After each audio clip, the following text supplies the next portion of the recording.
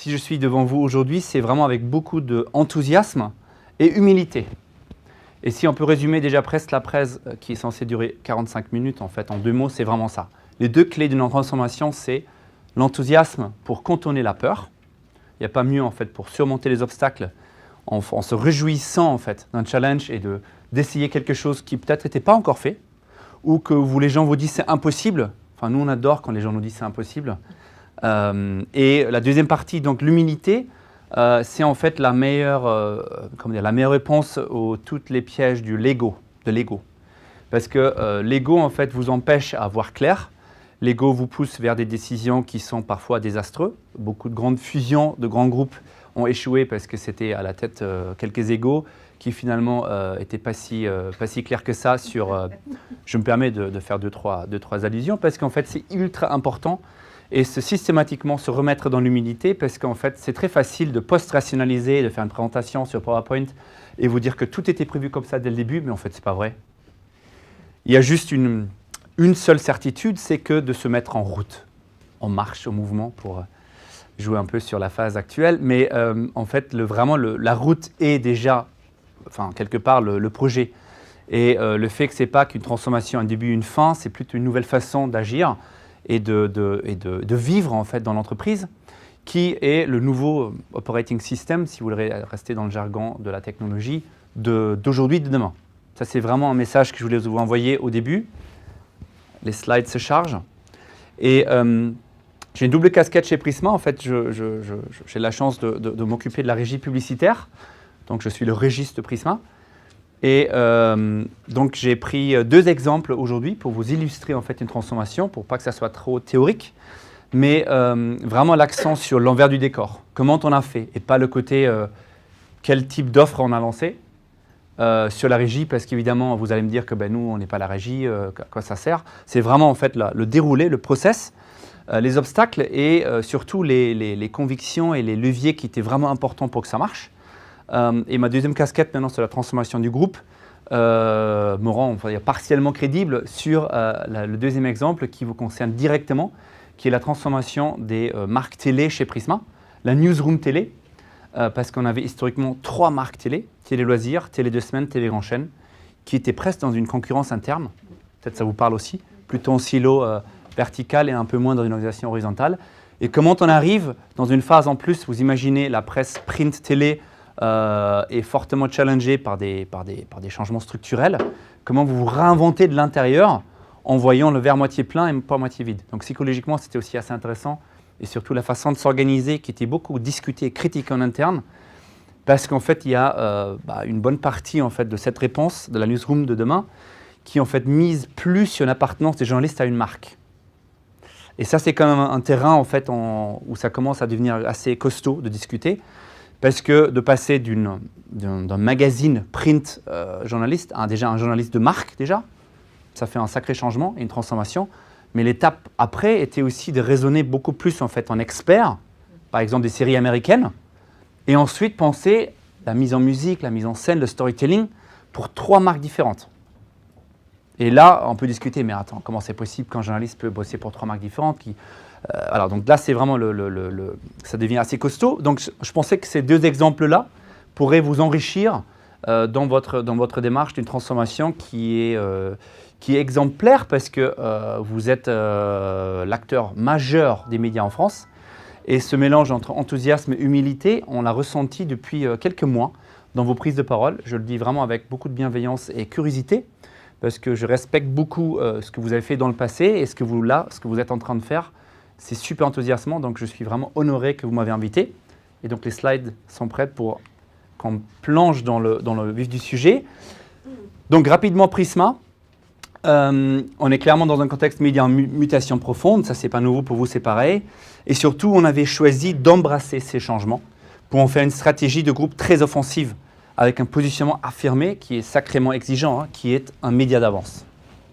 Donc ça veut dire qu'un groupe qui vient historiquement de médias qui est plutôt considéré comme peut-être parfois poussiéreux dans son secteur, on se positionne comme un groupe qui veut avoir un média d'avance, un coup d'avance.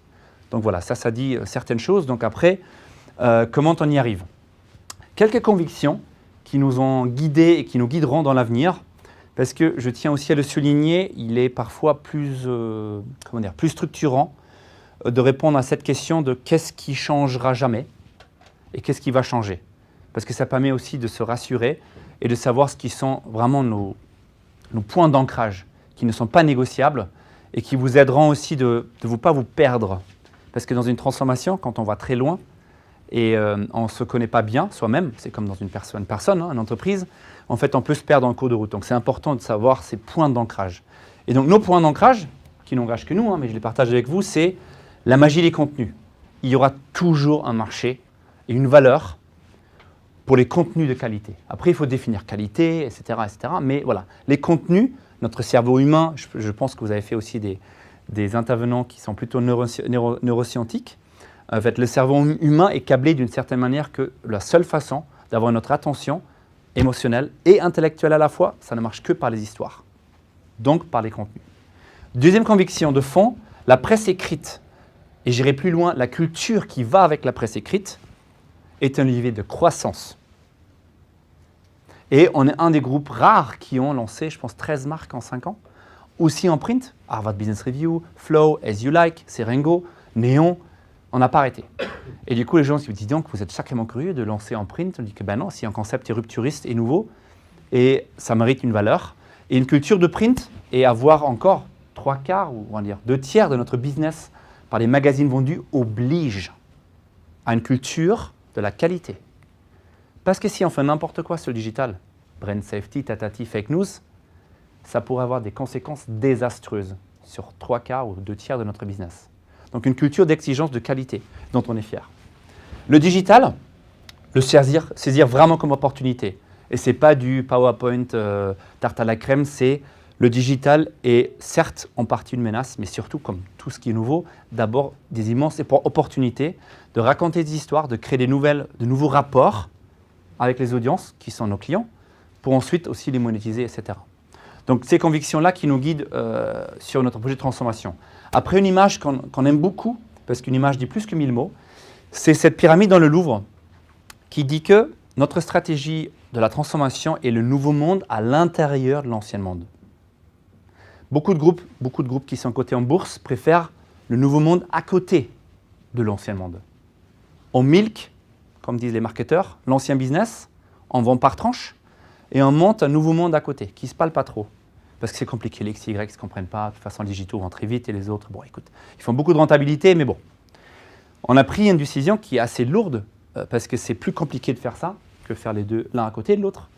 Parce que ça implique à la fois des impacts culturels, de RH, de synergie de business et finalement de vraiment, créer une émulsion, une implication, un imbriquement en fait de ces deux mondes, tout ce qu'on fait sur la croissance organique du digital, les acquisitions, comment on gère l'intégration ou pas. Donc c'est assez compliqué, mais si ça marche, ça peut être magique.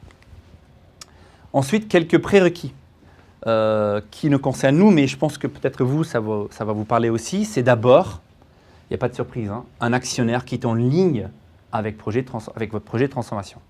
Si l'actionnaire dit que je ne sais pas, est-ce que j'ai envie d'investir, est-ce que j'y crois, ça va être compliqué. Donc c'est aussi à votre direction de pitcher un projet de transformation où l'actionnaire dit que franchement, avec tout ce que je vois là et mes options stratégiques, parce qu'il faut être adulte, je pense qu'il vaut mieux d'investir dans une transformation que de milquer ou de vendre à un moment donné. Donc il faut avoir une discussion entre adultes et de dire que voilà, on présente un projet et l'actionnaire vous soutient à la fois sur la croissance organique, ce que vous êtes en train de faire, et la croissance externe, ce que vous avez déjà commencé à faire, super bien, très très vite. Un projet d'entreprise clair, donc voilà, est-ce qu'on peut le résumer quand même en 3 lignes à un moment donné? Le nôtre était d'évancer les attentes des Français. Donc avoir un groupe de médias d'avance. Anticiper, devancer les attentes des Français au niveau des contenus des services. Un plan aussi à court, moyen et long terme. Même en fait, les différents profils psychologiques que nous sommes, il y a des gens qui veulent demain, qu'est-ce que je fais? Parce que votre truc là, avec tout ce qui est super théorique, ok, très bien, mais moi, comment ça me concerne? Donc il faut du très concret, il faut un peu d'anticipation et il faut quand même garder un peu l'horizon, pas tout le temps juste les points des pieds. Ça, c'est en tout cas ce qu'on avait vécu nous, ce qui nous a aidés. Et très très important, super important, vraiment l'implication des équipes.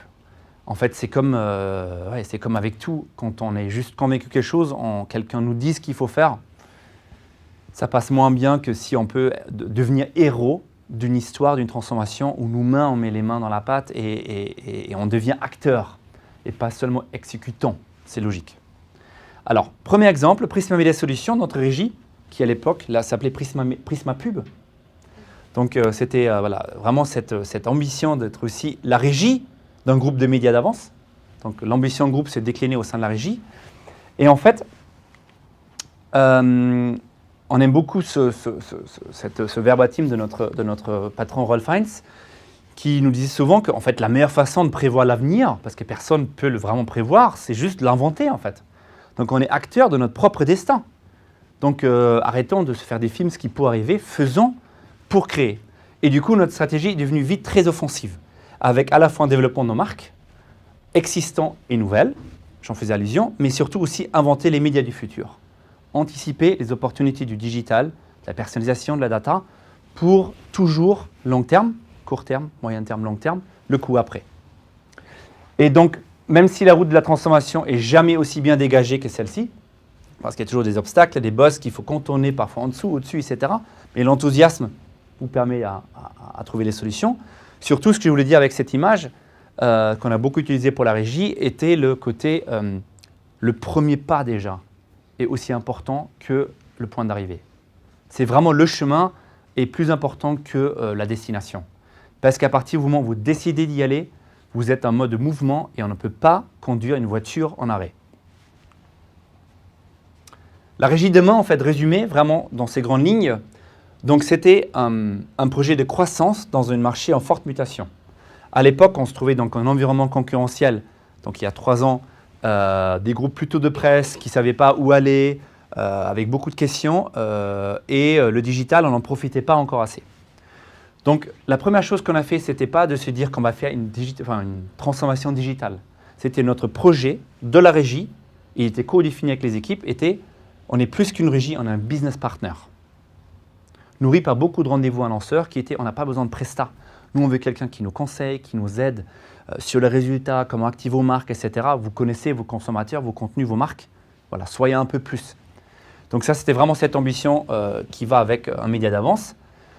L'ambition vraiment, on va dire, en objectif Quanti-Cali était régie leader. Leader, ça veut dire en chiffres et référente, donc en image, parce qu'on est dans la pub, à la fois en print et digital par rapport à un contexte français. Ça veut dire que notre régie, si on arrive à notre destination quelque part, on est concurrent avec la vôtre, avec Google, Facebook et les pure players. On n'est pas juste jugé par rapport à Lagardère Mondadori.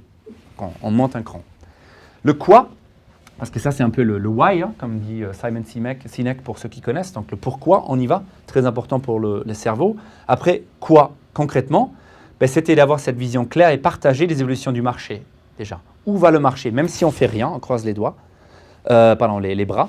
Où va le marché? En fait, dans les grandes lignes, est-ce qu'on est tous d'accord sur cette évolution du marché? Ensuite, il y avait la volonté vraiment de trouver une offre innovante et différenciante. Donc, on voulait être à l'auteur de nos ambitions avec cette positionnement business partner. Et donc, finalement, être vraiment apporteur de solutions de communication. Ça, c'était notre bénéfice client. Donc, un changement de nom, Prisma Pub est devenu Prisma Media Solutions, qui le disait dès le début du projet, pour tout le monde.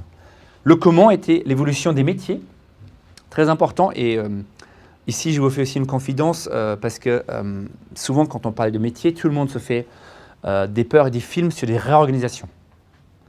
Et moi, j'étais en fait pendant 7 ans éditeur, je n'étais pas côté régie, et je voyais tous les 3 ans, le ou la patronne de la régie faisait une réorganisation. Au mieux, les gens l'apprenaient, on va dire, 3-4 semaines avant l'annonce, en one-to-one, et au pire, c'est arrivé même une fois, en plénière, dans quelle case vous étiez, sur quel titre. Ça ne va pas, c'est pas possible. La productivité, il y avait un papier dans Harvard Business Review, avant les réorganisations, tombe jusqu'à 10%. Les gens devant la machine à café dans la cantine ne parlent que de ça. Qui va bosser avec qui? J'ai vu un tel dans le bureau, je pense qu'il y a McKinsey même dans le... Voilà. C'est pas possible. Donc du coup, en fait, nous on avait dit, les gens comme des adultes, 2014 on avait commencé le projet et 2015, chaque fois, je pouvais, jusqu'à l'horizon qui était crédible, je dis, pas de réorganisation cette année. On bosse sur les chantiers, sur l'offre, etc. Mais vous n'allez pas changer d'équipe, d'appellation, etc. On avait même poussé aussi loin jusqu'en 2016, jusqu'à ce que en fait, les plaques tectoniques commençaient à se frotter.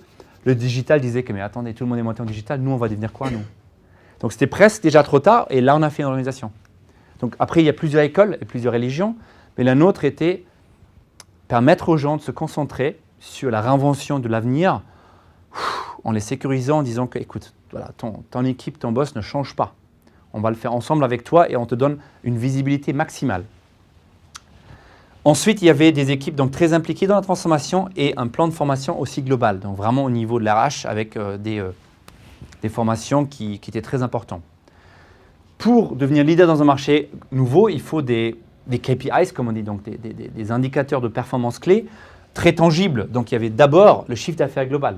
C'est une régie donc, qui était, on va dire, 90% print, 10% digital, avec le digital qui était en croissance, mais le print était en déclin structurel. Donc comment on en fait un projet de croissance à terme, que le chiffre d'affaires global recroît? Part de marché, très important, relatif à la concurrence, et aussi image, la perception de la régie. Donc vraiment une réinvention de l'intérieur, avec un projet qui était partagé, qui était concrète, à toute étape idéalement, agile et mesurable. Ça, c'était la volonté. Ça, c'était ce qu'on s'était dit, idéalement, comment ça se passe. Ce qui est à prendre en compte, c'est personne n'en parle de ça. Tout le monde dit qu'on est en retard. Mais dans la pub, en tout cas, quand vous dépendez à la fois de la maturité du marché annonceur, mais aussi des agences, médias ou pubs, en fait, c'est aussi désastreux d'être en avance parfois.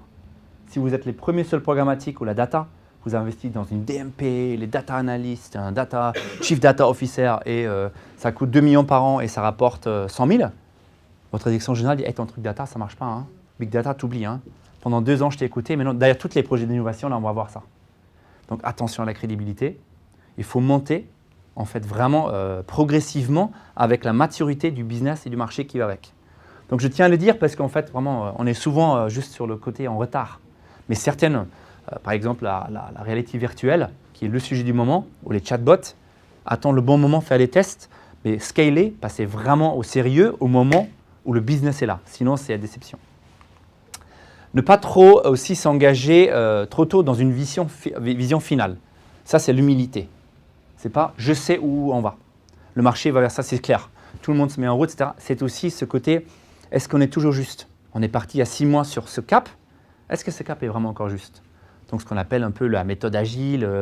Mais ce que je vais vraiment dire, c'est ne pas se figer dans une vision finale et se auto-challenger tout le temps. Est-ce qu'on n'a pas oublié un angle mort de l'histoire? Est-ce que c'est vraiment la bonne façon de faire? Donc voilà, ce côté aussi vers les tendances émergentes qu'on n'a pas encore vu venir il y a peut-être 3 ans. Je prends un exemple très concret. La pub digitale, en 2016, le display desktop est en baisse de 12%. Presque 3 fois la baisse du print.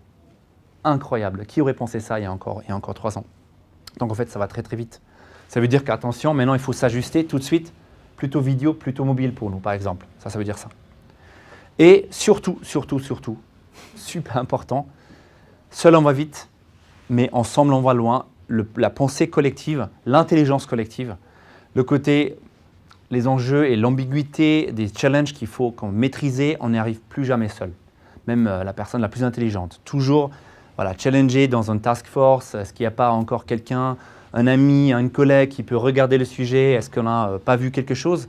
Donc vraiment que les équipes en fait, deviennent acteurs de ça et pas les perdre. Et là, quelque chose qui est très important, je distinguerai bien le savoir-faire et le vouloir-faire. Parfois, c'est le savoir-faire, c'est une question de temps et de budget. Parce qu'on avait une collègue à la régie qui me disait « Philippe, je pense que j'y arrive jamais. » Devant tout le monde en plus. Franchement, le truc digital, je sais qu'il faut y aller, mais... Et je demandais à cette personne, que je n'ai pas nommée, mais je dis « Dis-moi, est-ce que tu penses...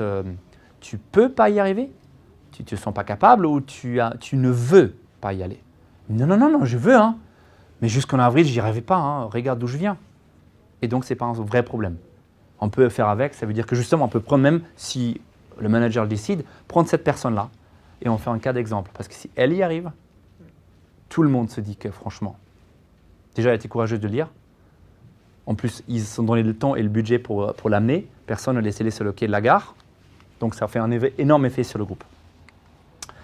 Alors, ce qui est peut-être intéressant à souligner dans cette transformation, c'est vraiment se mobiliser, vraiment une invention par l'intérieur avec l'anticipation de certaines idées structurantes. Donc c'était maintenir la motivation des équipes à toutes les étapes du process et s'appuyer sur les experts internes. Donc pas seulement faire venir les men in black des agences de conseil, etc., qui vous expliquent ce qu'il faut faire, mais demander aux gens.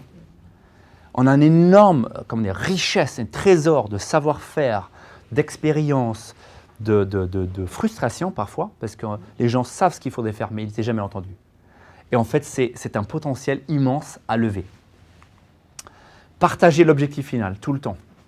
Pas penser parce que c'était dit une fois, et soi-même on pense que c'était clair, que les autres pensent que c'est clair. Bon, c'est les b.a.-ba de la communication, mais vraiment s'assurer, est-ce que toi tu l'as compris, est-ce que toi tu peux le pitcher à ton équipe? Parce qu'en fait, la vraie bascule se fait souvent en fait, quand ce que j'appelle le middle management, donc les managers qui sont N-2, N-3 du comité de direction, eux portent le projet et en fait aident vraiment au quotidien les équipes, que ce soit dans les rédactions, que ce soit dans la régie, de porter ça. Et tout en faisant du process le message. Donc si on est dans le collectif, on ne veut pas faire des trucs top-down. C'est comme ça et pas autrement. Il faut vraiment donc aussi montrer que le process et les mesures qu'on prenne prennent en compte le collectif, par exemple. Inviter donc à participer, à s'impliquer et miser surtout sur les locomotives et pas perdre son énergie de convaincre ceux qui sont freins.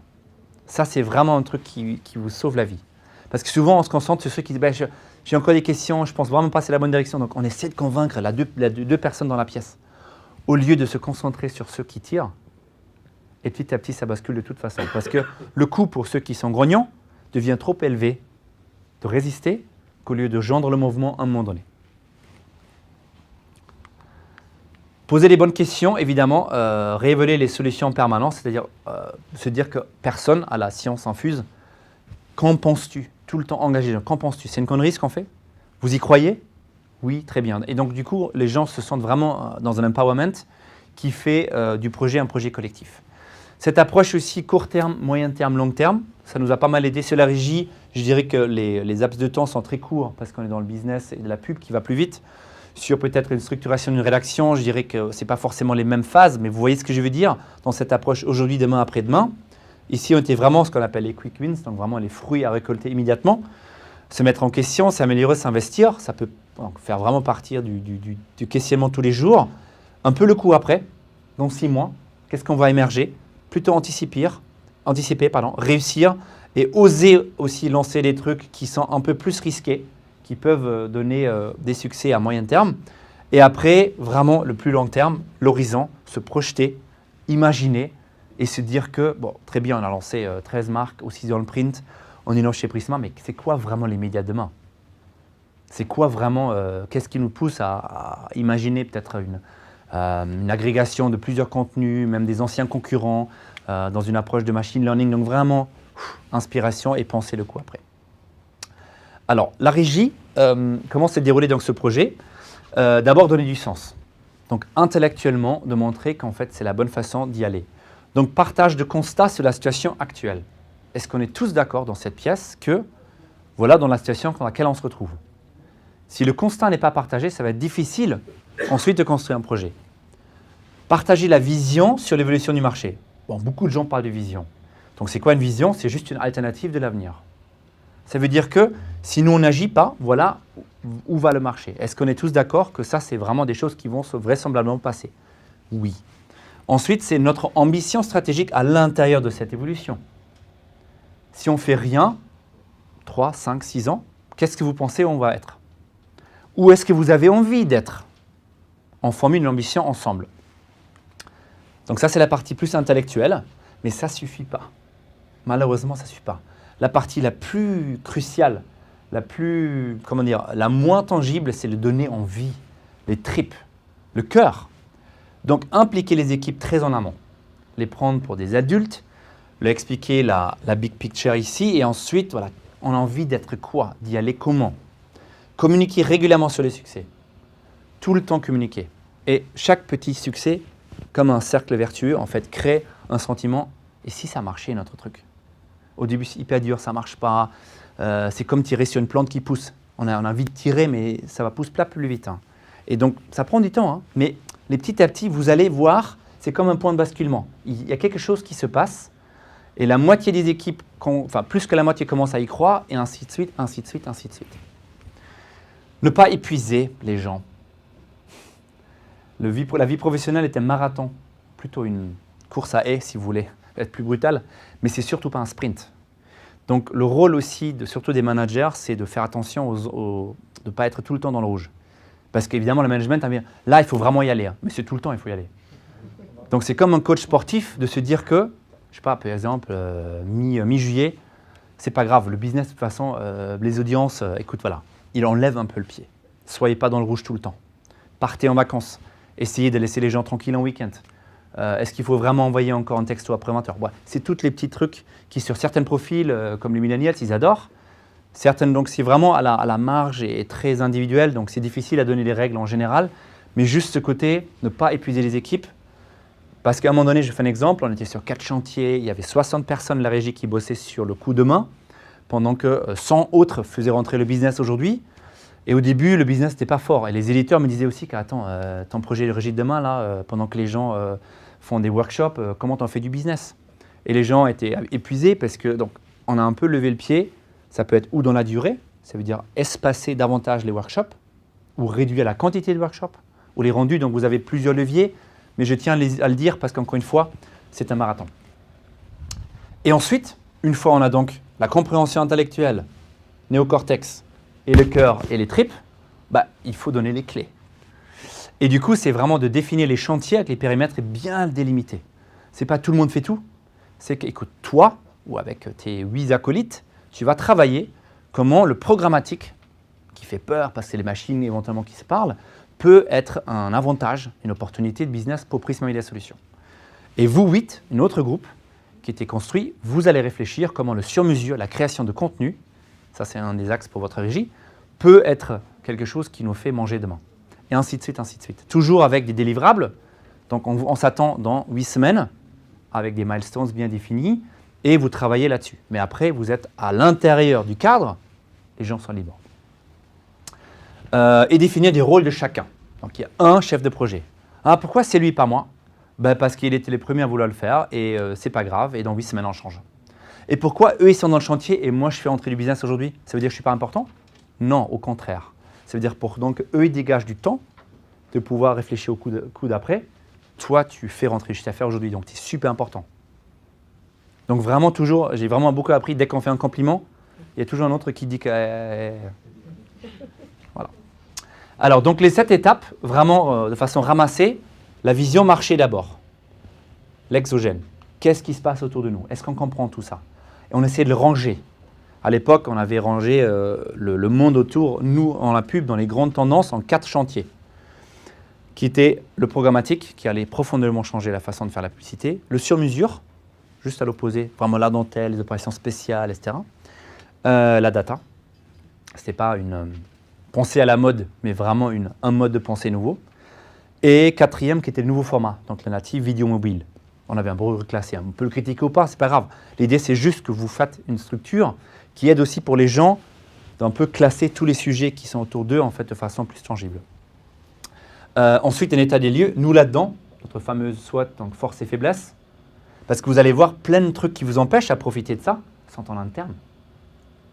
Donc, c'est à la fois frustrant, mais c'est une super nouvelle. Ça veut dire qu'en fait, il y a des réglages internes à faire et vous avez un boulevard éventuellement. Et ce n'est pas juste le monde autour qui est tellement cruel. Ambition stratégique. Ensuite, une fois on a l'état des lieux, où est-ce qu'on veut aller? Ça, c'est super important, cette phase. Ensuite, la structuration du projet en chantier, découpé. Ça range les choses et on priorise. On fait ces 4 chantiers qui sont les plus importants.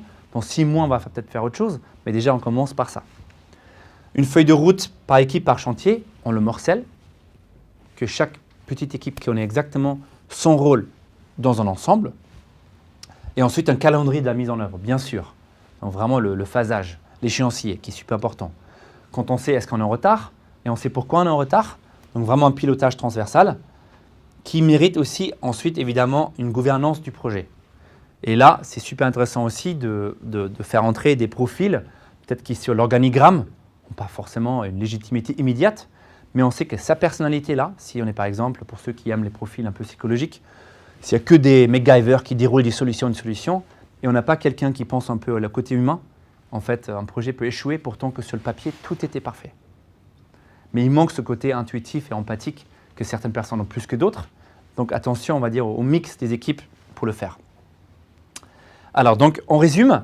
18 mois après, donc c'était en 2015, on a fait un premier bilan qui était donc un repositionnement en tant que business partner qui était compris par le marché. On avait mesuré par des baromètres.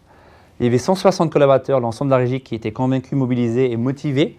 Donc on avait réussi, après 1 an et demi, de vraiment accrocher tous ceux qui étaient peut-être encore dubitatifs au début. Une vraie offensive d'innovation à l'époque sur l'offre qui était sans précédent. On avait presque trop de références, trop de produits. Donc c'était plutôt bien le structuré. Et un vrai résultat business très concret qui était une croissance digitale, chiffre d'affaires digital x4 versus le trend de marché. Un gain de part de marché et en print et en digital. Un chiffre d'affaires net global qui était quasiment stabilisé depuis 1 an et demi après. Donc la surcroissance digitale avait surcompensé le déclin structurel ralenti du print. Et ce KPI-là, cet indicateur-là, je le trouve très parlant parce que c'était les CV qui nous étaient envoyés par les régies concurrents qui étaient x3. Donc ça, c'était pas mal. C'est pour ça que je le dis. Donc, dans le baromètre Limelight, on était les premières régies pour nos clients annonceurs. C'est l'innovation, l'efficacité et le dynamisme commercial. Donc, un vrai compliment, surtout aux équipes.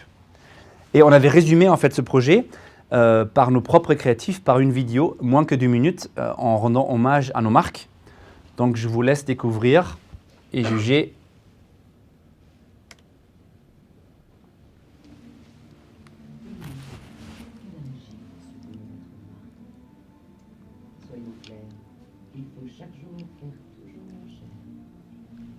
On arrête de penser smart, on imagine le dispositif le plus bref. Pression, vitesse, enjeu font oublier l'excellence et le résultat. Un être humain est d'abord un acheteur. Les communautés génèrent les contenus comme par magie. La marque média avant tout s'appuie sur les ressources de l'annonceur pour annoncer. Fantastique. La créativité reste mesurée. La performance est juste. Ok. La technologie a pris le contrôle de notre métier. Programmatique, data, vidéo, mobile, native. C'est ce qui prime en fin de compte. Le buzz. Avant le fond. Voilà la nouvelle façon de penser. Le sur-mesure? Trop compliqué. Rien n'est bon pour créer le meilleur climat de confiance possible. Ouais, chacun fait son business, partenaire. C'est ça, être un publicitaire. Chez Prisma Media Solutions, nous voyons les choses autrement. Publicitaire, c'est ça, être un business partner. Ouais, chacun fait son possible pour créer le meilleur climat de confiance. Bon, rien n'est trop compliqué. Le sur-mesure, voilà la nouvelle façon de penser. Le fond avant le buzz. C'est ce qui prime en fin de compte. Programmatique, data, vidéo, mobile, native. Notre métier a pris le contrôle de la technologie. Ok, la performance est juste mesurée. La créativité reste fantastique. Pour avancer, l'annonceur s'appuie sur les ressources de la marque média avant tout. Les contenus, comme par magie, génèrent des communautés. Un acheteur est d'abord un être humain.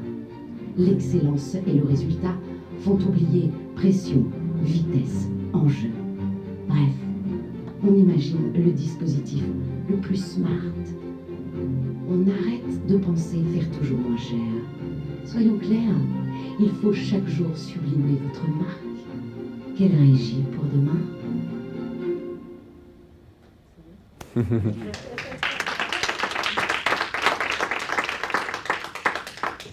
Merci beaucoup. Je trouve ça aussi super. C'est vraiment notre Creative Room qui a inventé ça. Et donc, on passe au deuxième exemple, la Newsroom Télé. Donc, le métier journaliste qui vous parle évidemment encore plus que la régie. Donc, on se rappelle, avant, donc, il y avait 3 rédactions. Téléloisirs comme marque principale télé de Prisma, Télé 2 semaines, les premiers 15 télé en France, et TV Grand Chaîne, qui était un concept très complémentaire, très dans la valeur, justement un peu le EasyJet, donc vous payez que pour les 6 chaînes, les grandes chaînes que vous recevez, la plupart des Français, avec un prix plus abordable. Et notre éditeur Daniel Dôme, il s'était dit la chose suivante. La convergence des médias implique une profonde transformation, tant au niveau de l'organisation, des rédactions, que de l'exercice même du métier de journalisme. Donc on est rentré quand même vraiment dans les tripes du métier pour se dire que comment on peut se organiser pour que 3 rédactions historiquement presque concurrentes créent ensemble un projet de transformation qui nous permettait d'être un acteur majeur dans l'information entertainment quelque part, peu importe la marque, les 3, et peu importe le device.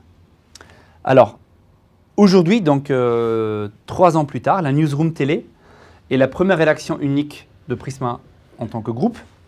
Et c'est surtout l'aboutissement vraiment d'une convergence entre le monde du print et du digital, parce que l'équipe était complètement mélangée.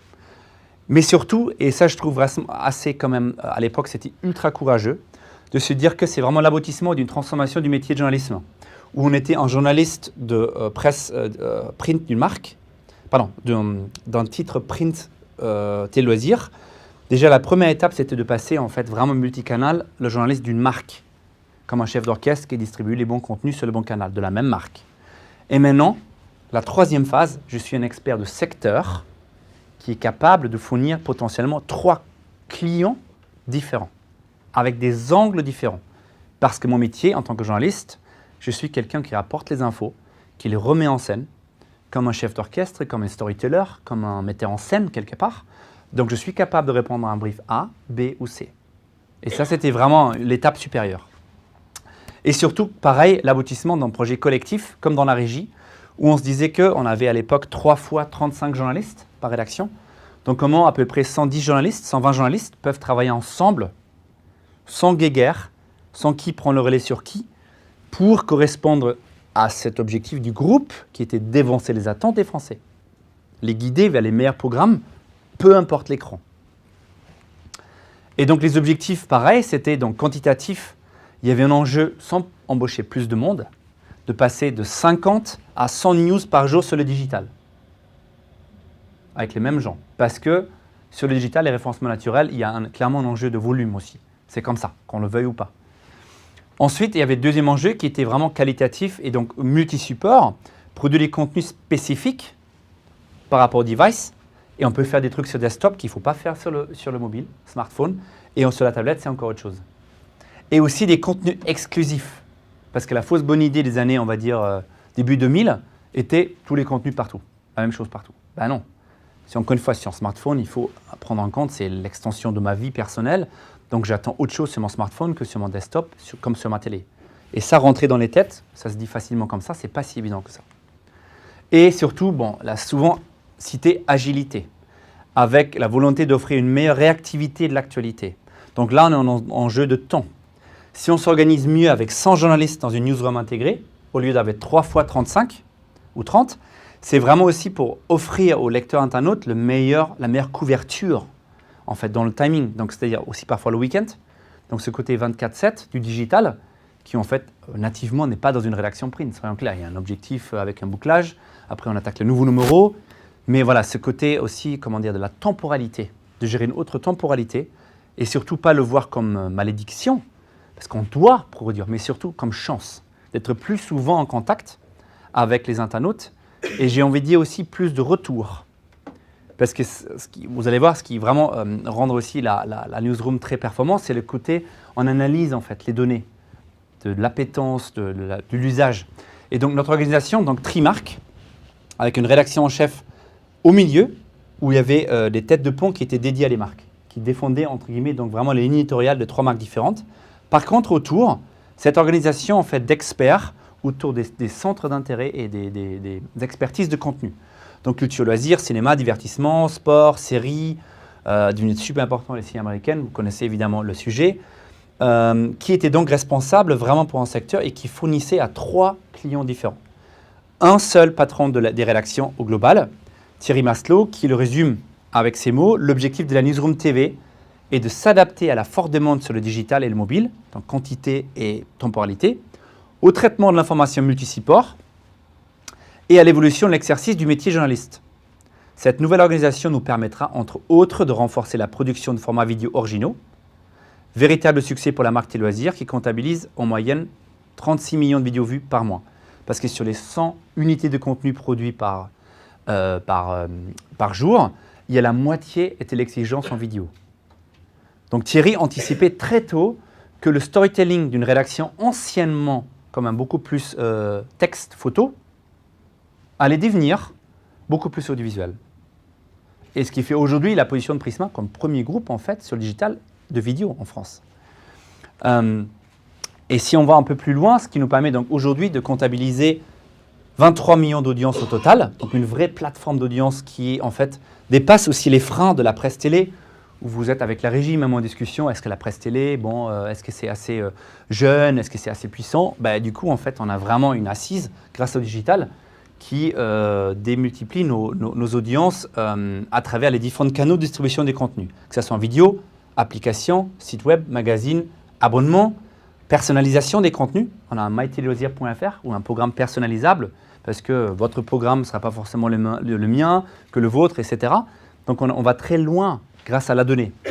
Et surtout, j'ai envie de dire que même c'est assez satisfaisant, je prends encore l'exemple parce que je les aime beaucoup, les séries américaines, l'expert de la newsroom de Game of Thrones, il pourra donc penser ces messages de l'alerte smartwatch en passant par le smartphone, la tablette, le desktop, l'hebdo-télé, le 15-télé, jusqu'à leur série annuelle de Game of Thrones qui réexplique toutes les familles parce que entre 2 saisons, j'ai oublié qui était qui. Donc ça, c'est vraiment intéressant dans la temporalité. Je pense que ça vous parle. Donc aujourd'hui, la newsroom télé, c'est d'abord, on va dire, un agencement physique des locaux avec une énorme, on va dire, rédaction de 800 mètres carrés, avec une énorme open space, avec un niveau sonore qui est très maîtrisé, avec des mesures de niveau sonore pour que justement toutes les craintes, bien sûr, tout ce qui est CGT et hygiène de travail, il y a des angoisses en fait, les gens qui étaient plutôt en bureau à 2, 3. Est-ce qu'un open space ne va pas faire justement l'usine et nous tous noyer et on ne peut plus s'entendre? Donc il faut prendre très au sérieux ces interrogations et prouver étape par étape avec les vraies questions qu'on se pose qu'en fait il y a plus d'opportunités que de risques là-dedans. Ce qui est très intéressant aussi, c'est un mur d'écran central que vous voyez ici, où vous avez les infos en temps réel, mais surtout les données d'usage.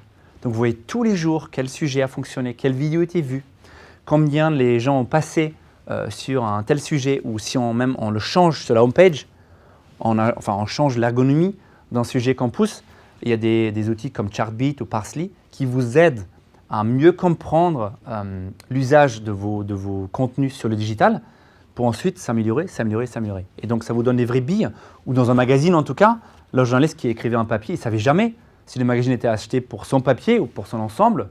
Donc c'était très en fait, pauvre en retour, sauf 2 fois par an, on faisait des réunions de groupe derrière la vitre teintée où il y avait des retours quali, mais c'était 12 personnes.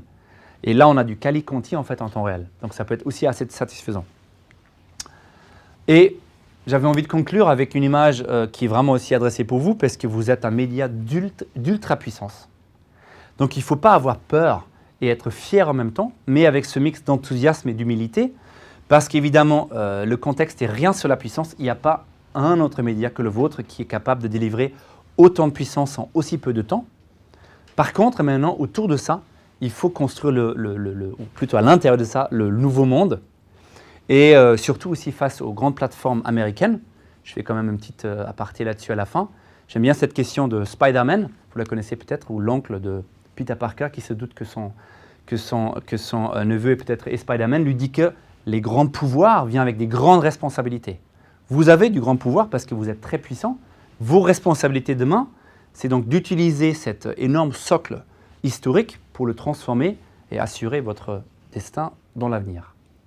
J'ai fini, je vous remercie beaucoup de votre attention.